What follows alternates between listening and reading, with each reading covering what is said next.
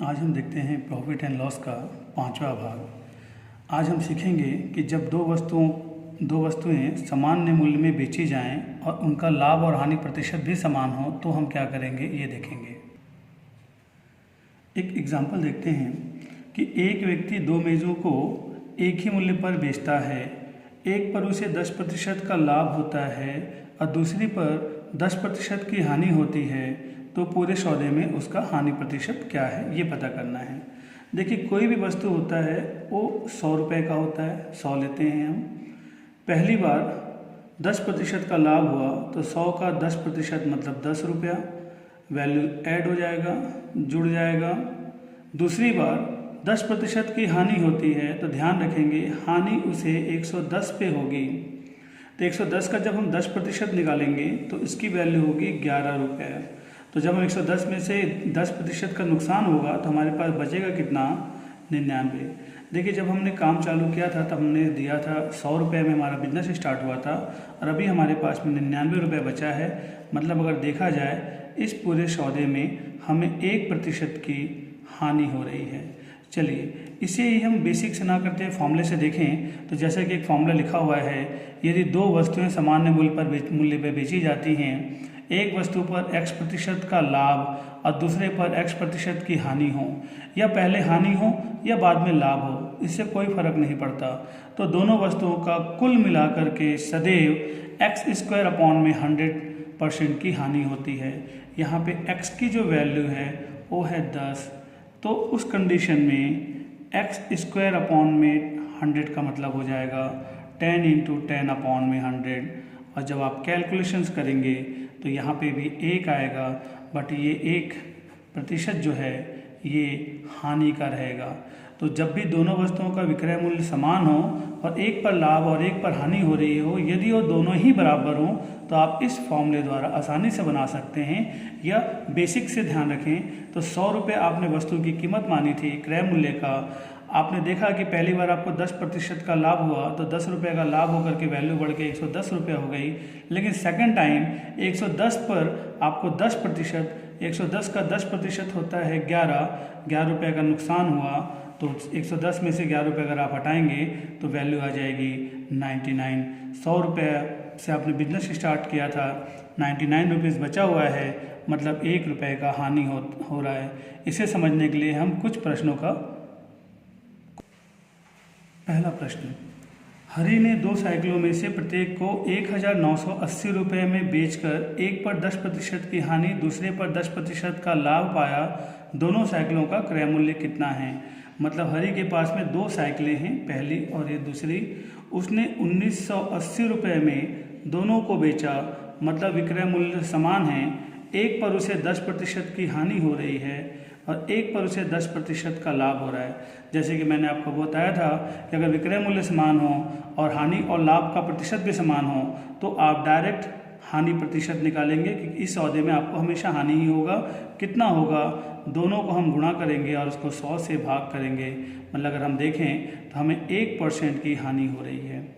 1% की हानि का मतलब ये होता है कि हमें हमारे क्रय मूल्य का 99% मिल रहा है, और ये जो 99% जो वैल्यू है ये वैल्यू है इन दोनों के योग के बराबर वैल्यू है। अगर हम 1980 और 1980 को दोनों को जोड़ें तो आपके पास 3960 आएगा।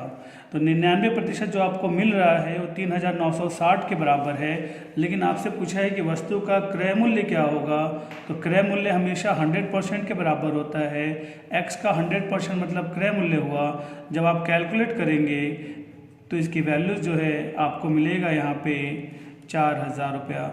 मतलब देखिए, आपका जो लागत मूल्य है वो 4000 रुपये है, लेकिन जब दोनों का विक्रय कर रहा है तो आपको 4000 रुपये नहीं आ रहा है, आपको दोनों का मिला के कितना आ रहा है, 3960 रुपये आ रहा है। क्यों आ रहा है, क्योंकि आपको इस सौदे पे 1% की हानि हो रही है। मतलब सेलिंग प्राइस जो है 3960 रुपया है और कॉस्ट प्राइस जो है वो 4000 है, और आपसे कॉस्ट प्राइस के बारे में पूछा है, इसलिए आपका आंसर होगा 4000। क्वेश्चन नंबर 2 देखते हैं। एक गाय तथा एक घोड़े में से प्रत्येक 1200 रुपये में बेचा गया।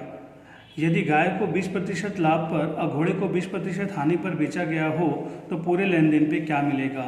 मतलब आपका पहला टारगेट होगा कि आप पहले ये पता करिए क्रय मूल्य कितना है, और क्रय मूल्य में आप विक्रय मूल्य को हटाइए तो आपको पता चल जाएगा कि आपको लाभ या हानि हुआ है।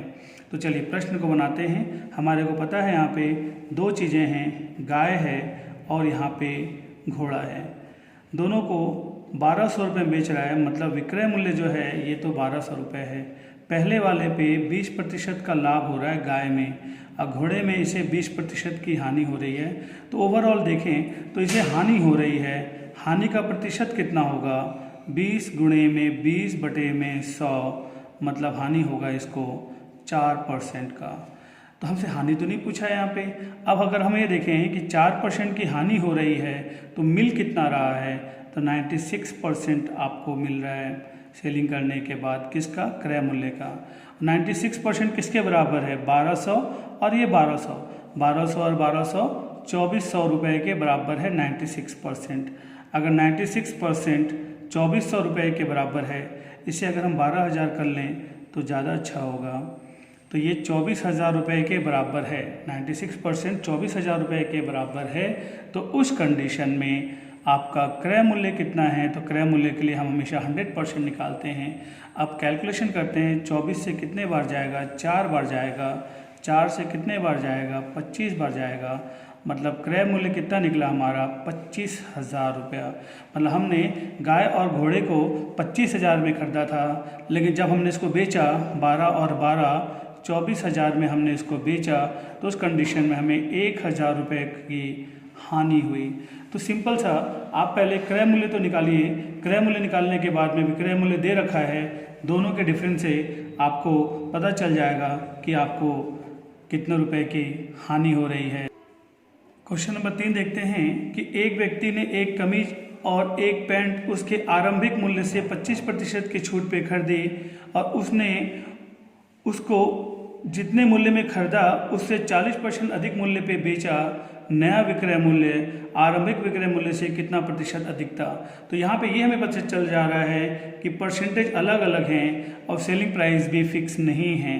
तो इस क्वेश्चन को हम बेसिक से बनाएंगे। कैसे बनाएंगे, मान लेते हैं टोटल कीमत 100 रुपये था। 100 रुपये में 25% की आपको छूट मिली। 100 रुपये का 25% अगर आप काउंट करेंगे तो ये 25 रुपये होगा। तो 25 रुपये की जो आपको छूट मिली, तो छूट मिलने के बाद जो वस्तु है वो आपको 75 रुपये का मिला। फिर क्वेश्चन कहता है उसने जितने मूल्य में खरीदा उस पर 40% अधिक मूल्य पे बेचा, तो 75 रुपये पर 40% का प्रॉफिट निकाला। तो 75 रुपये का 40% अगर आप निकालना चाहें तो ये जो वैल्यू होगा ये होगा आपके पास में 30 रुपये। तो 30 रुपया मुनाफा पे बेचा, 75 और 30 दोनों को जोड़ दें तो वैल्यू आ जाती है 105 रुपये। देखिए 100 रुपये की चीज़ को आपने 105 रुपये में बेचा, तो इसका मतलब यही है कि जो आपको मुनाफा हो रहा है ये 5 रुपये हो रहा है। चूँकि मुनाफा 100 पे हो रहा है इसलिए आप इसको 5 रुपये प्रत्येक 100 पे, इसका मतलब है आपका आंसर हो जाएगा 5%। पहला आंसर आपका सही।